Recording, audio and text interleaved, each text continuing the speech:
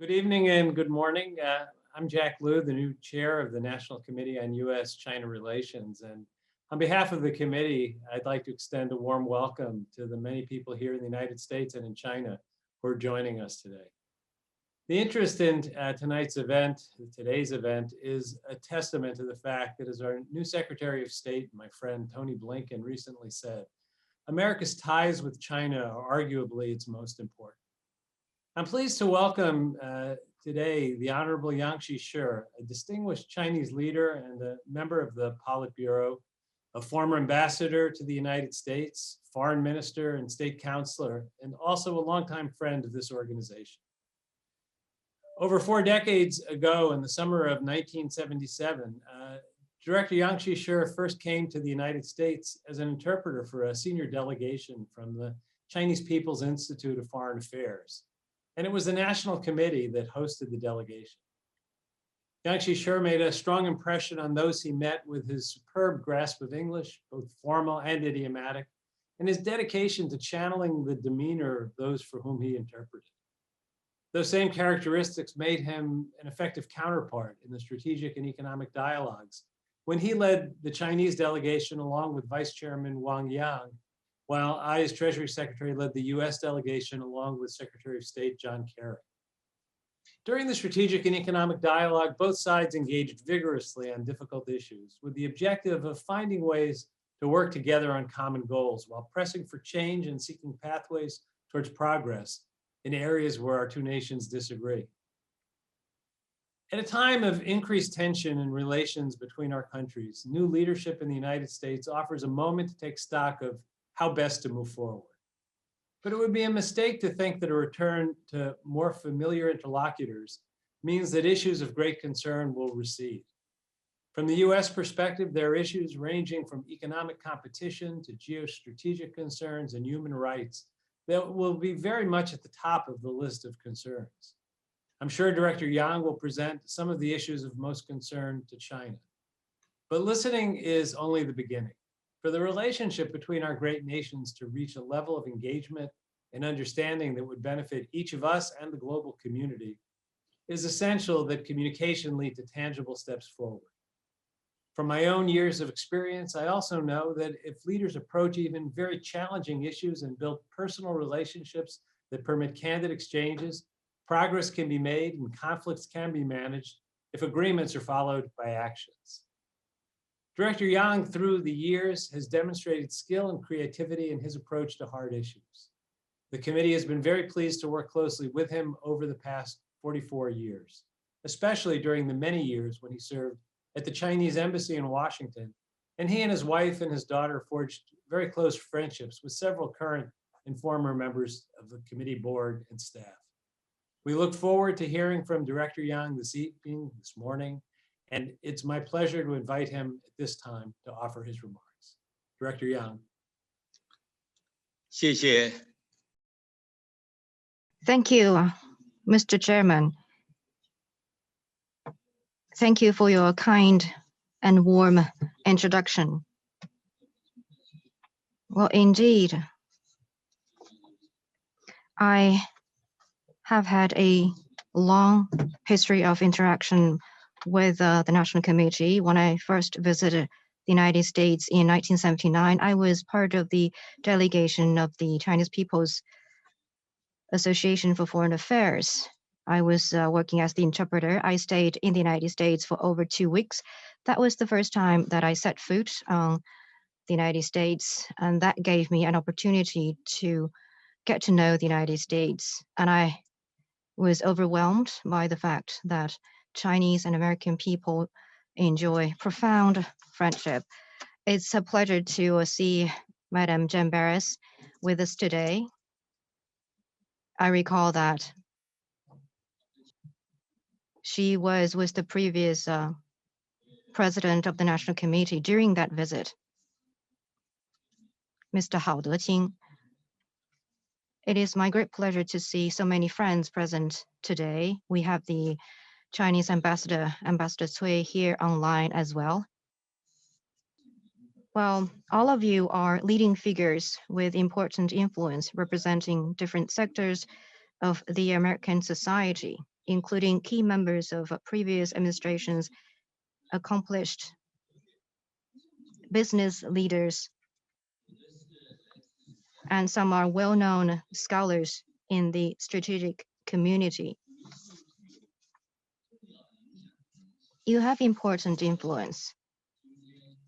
So I very much look forward to a deep-going discussion with you on China-US relations and matters of shared interests. The National Committee has witnessed and contributed to the growth of China-US relations. It played a prominent role in ping-pong diplomacy by hosting the Chinese table tennis team on their first visit to the United States. In its 55-year history, the National Committee has made a valuable contribution to promoting the mutual understanding, exchanges, and cooperation between the Chinese and American people. We commend your great efforts. This year marks the 50th anniversary of Dr. Henry Kissinger's secret visit to China. I wish to take this opportunity to express our sincere appreciation to Dr. Kissinger and other friends for your long-lasting efforts to promote the friendship, mutual trust, cooperation, and broader bilateral relations between our two countries. In 2020, the world was caught by the sudden attack of COVID-19.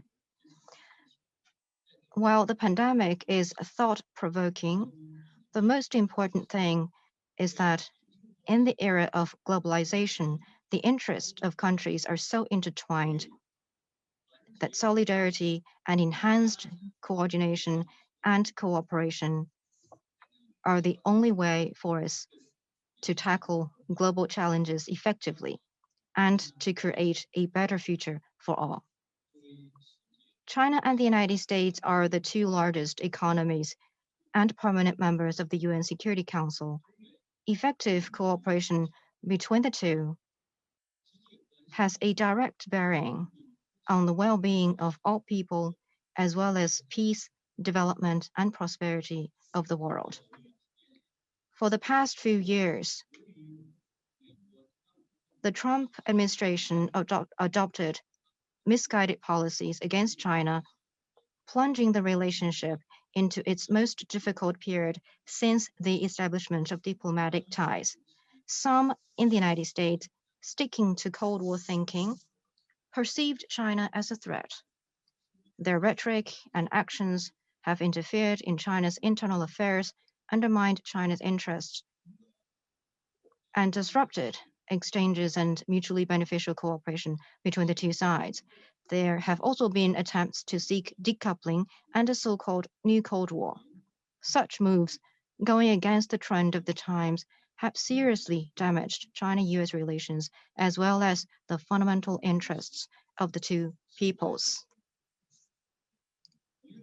We believe that peace and development are still the prevailing trend of the times, and that peaceful coexistence and win-win cooperation remain the shared aspiration of all peoples.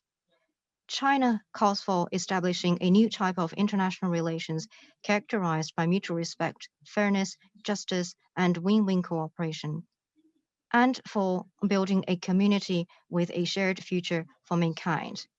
This is both our vision and our guide for action. It must be pointed out that the 1.4 billion Chinese people wholeheartedly support the leadership of the Communist Party of China, and they are rallying closely around the CPC and forging ahead on the path of socialism with Chinese characteristics, with great resolve and determination. No force could stop China's continuous development or the noble cause for global peace and development.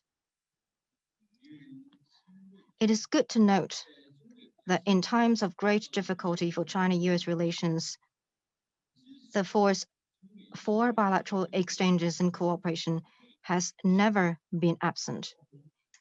A great number of institutions, groups, and individuals in the United States, including the National Committee, have made their voices heard and their views known through co-signed letters, articles, and webinars. A strong case is made for cooperation instead of confrontation between China and the United States. Such voices of reason, in stark contrast with the noise and disruption from China hawks, are most valuable for upholding overall stability of China-US relations. The year 2020 has been a most extraordinary one. In the trying times of the sudden onslaught of COVID-19, the Chinese and American people reached out to each other. A great number of local governments, businesses, civil groups, and individuals in the United States gave their valuable support to China. From the Chinese side, many provinces, cities, companies, institutions, and ordinary people pitched in, among other things, by facilitating U.S. purchases of Chinese medical supplies. Video clips recorded by Chinese and American youngsters cheering for one another warmed all our hearts. As quoted from letters of appreciation by U.S. states and cities, the mutual assistance and support between the two sides in this difficult time were instrumental to our joint fight to bring the virus under control. Mountains do not meet, but people do. The communication and friendship between the Chinese and American people can never be stopped. Despite the many obstacles, our bilateral exchanges and cooperation in various fields have registered new progress. With another 4 pairs of sister cities established last year, China and the United States now have 50 pairs of sister provinces and states and 231 pairs of according to the most surveyed by the U.S. China operations were profitable, and 87% of the companies reported no plans to shift operation and trade have continued to grow against the headwinds.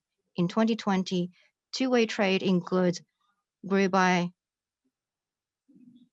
more than 8% to over $580 billion, including $130 billion of Chinese imports from the United States, up by nearly 10%.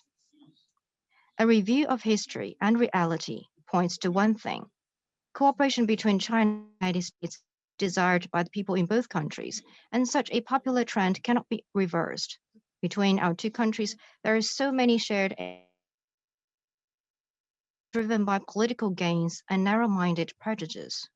They will be standing on the wrong side of history and alienating themselves from people in both countries, and their attempts will never get anywhere. In the past year, the Chinese people, working as one under the leadership and instruction of President Xi Jinping, made strategic progress in both COVID response and economic and social development. Historic achievements were made in building a moderately prosperous society in all respects, and decisive victory was won in ending extreme poverty nationwide. The year 2021 marks the centenary of the Communist Party of China. It is also the first year in our implementation of the 14th Five-Year Plan, a year in which China will embark on a new journey toward building a modern socialist country. As China enters a new development stage, we will fully apply the new development vision and foster a new development paradigm with domestic circulation as the mainstay and domestic and international circulations reinforcing each other. The next 5 years will see China embracing high quality development. I know that many of you are familiar with China's momentous journey since reform and opening up started over 4 decades ago. And you know the country well from your visits to China at different times in the past. Opening up has been a key driving force behind China's rapid development. We remain fully committed to this fundamental policy, and there will be no wavering in our commitment. What has happened over the past 40 plus years proves that reform and opening up is a win-win process. It has brought benefits not only to China, but also to the United States and the world beyond. On January the 17th, 2017, President Xi Jinping stated at the World Economic Forum that China's development is an opportunity for the world. China is committed to a path of pursuing common development through opening up. While developing itself, China has shared much of the fruit of its development with other countries and peoples and has lent much momentum to an open world economy. On January Forum's Davos Agenda virtual event, that China will continue to implement a win-win strategy opening up, and China is committed to following through on its fundamental policy of opening up by law and up to international standards, and will unleash the potential of the huge China market and domestic demand so as to give further impetus to global economic recovery and growth. President Xi's important remarks have sent a positive signal that China remains level. They also speak volumes about China's strong commitment to achieving common prosperity. The Chinese people naturally want to lead a better life. This will mean more demand for a greater variety of quality products, technologies, and services from other countries. In the coming decade, total import a strong boost around the world. Friends, ladies and gentlemen, more than a week ago, the Biden administration officially took office. China-US relations now stand at a key moment and people in the two countries and beyond are watching closely as to where this relationship is heading. It is a task for both China and the United States to restore the relationship to a predictable and constructive track of development that focuses on peaceful coexistence and win cooperation in the global community. The Chinese government takes a stable and consistent policy toward the United States. China is prepared to work with the United States to move the relationship forward along the track of no conflict, no confrontation, mutual respect, and win-win cooperation for the well-being of both countries and peoples. In the meantime, we will continue to stand firm as we defend our sovereignty, security, and development interests. I hope the new administration will respond to the world, will be able to return the relationship to the course of sound and steady development. For that to happen, I believe the following are most important.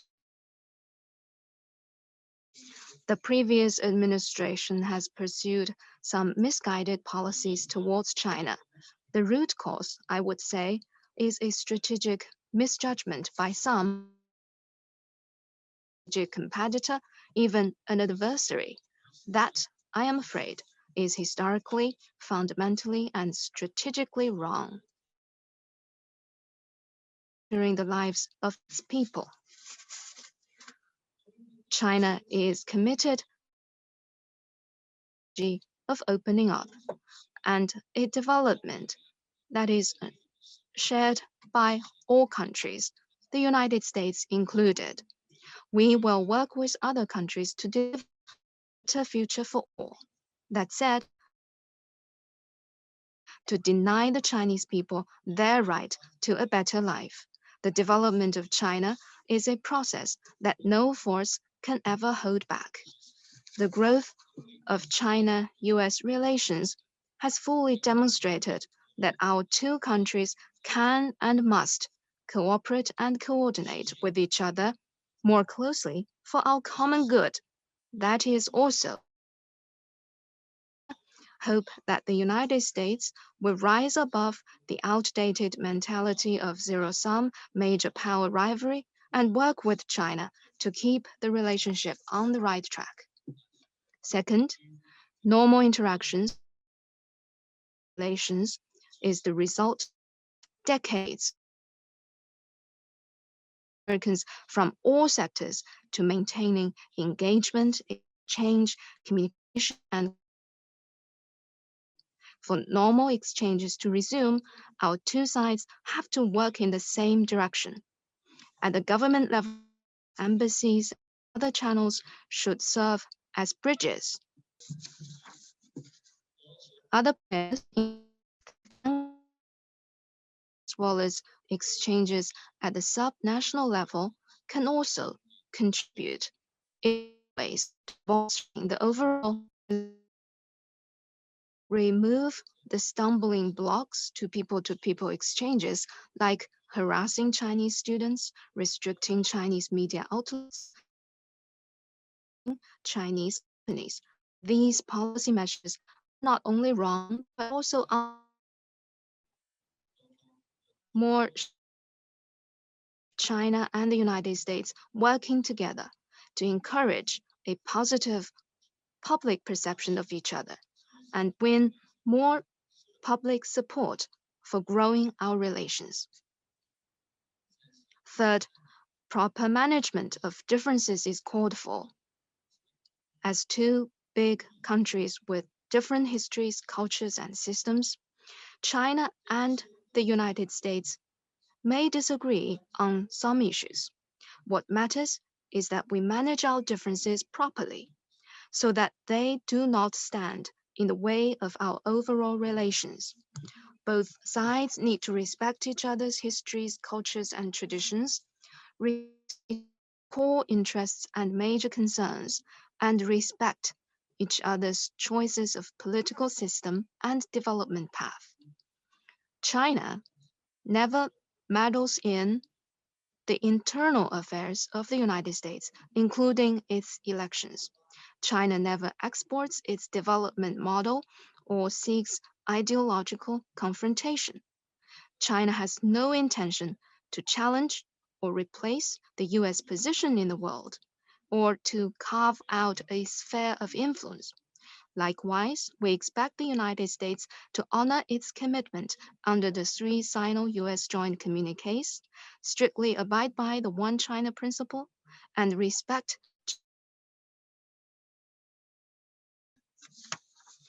The United States should stop interference in the affairs of Hong Kong, Tibet, and Xinjiang, which all matter to China's sovereignty and territorial integrity, and stop attempts to hold back China's development by meddling in China's internal affairs. History and reality have shown time and again that these issues concern China's core interests, national dignity, as well as the sentiments of its 1.4 billion people. They constitute a red line that must not be crossed. Any trespassing would end up undermining China-US relations and the United States' own interests. We in China hope that the US side will fully understand the sensitivity of these issues and handle them with prudence so as to avoid disruption or damage to mutual trust and cooperation. Fourth, mutually beneficial cooperation ought to be broadened. As President Xi Jinping has pointed out on multiple occasions, China and the United States working together can make great things happen, not just for the two countries, but also for the world at large. In the face of COVID-19, there are more and broader areas where China and the United States can and must cooperate. COVID response, economic recovery, and climate change, among others, could become promising areas of cooperation for China and the United States. We could also discuss ways to jointly improve the global public health system. Those few US politicians should immediately stop using the pandemic to stigmatize China. Instead, they should do things that will contribute to an enabling environment for bilateral cooperation against COVID-19. On trade, and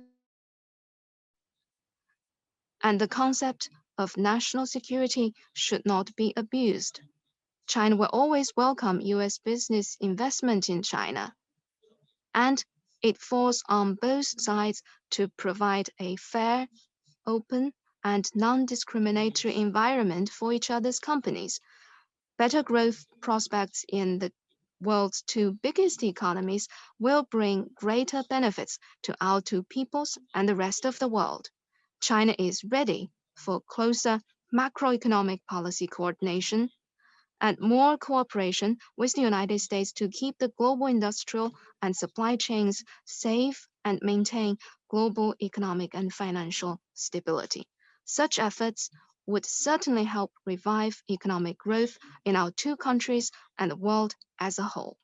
On climate change, China is committed to following a new development philosophy and delivering its pledges under the Paris Agreement. China has announced its goals of striving to peak carbon dioxide emissions before 2030 and achieve carbon neutrality before 2060. For China and the United States, climate change, renewable energy, and low carbon sustainable development could be areas of mutually beneficial cooperation, which I believe will serve economic and social development in our countries and help protect Mother Earth. There should be closer exchanges and cooperation between our militaries and in law enforcement, drug control, and cybersecurity, and more communication and coordination on regional hotspot issues and on major global challenges such as poverty reduction through development, counterterrorism, and non-proliferation. Together, we could provide more public goods to the world. We could also strengthen cooperation at the United Nations, the World Health Organization, the G20, APEC, and other multilateral fora to enhance global governance and promote a globalization process that is more open, inclusive, balanced, and beneficial to all. The history of China-US relations gives us reason to be optimistic about a brighter future for China-US relations. We need to bear in mind the fundamental interests of people in our two countries and beyond. We need to respect each other, seek common ground while putting aside differences, keep disagreements under effective control, and expand common interests. If we follow this approach, I am convinced that the China-US relationship will embark on a path of improvement and development, a prospect that would benefit our two peoples and the entire world tremendously. We will count on the National Committee, all of its board members, and indeed Americans from all walks of life to continue playing your positive role and contributing your wisdom and strength to the sound and steady growth of China-US relations. Thank you. Thank you so much, Director Yang, for sharing your thoughts this evening, this morning for our Chinese listeners. Your talk raised a number of important areas that will require deeper exploration and further dialogue. I'm delighted that Director Yang will now be joining the board of the National Committee for an off-the-record discussion to continue the conversation on the issues he raised, as well as other challenges between our two nations, and what actions may create space for improving relations. But before we end this initial part of our conversation, I want to wish you and your family, as well as all those in the Chinese audience, a happy new year. 2021 is the year of the ox, and I'm told by those who are more familiar with the Chinese zodiac cycle than I, that oxen are known for their determination and proclivity for hard work. It seems to me that these are two great attributes for those of us engaged in trying to move the U.S.-China relationship into a new era of mutual benefit, respect, and stability. It will indeed take a great deal of hard work and determination, and I wish us all success in that endeavor and a happy and a healthy new year.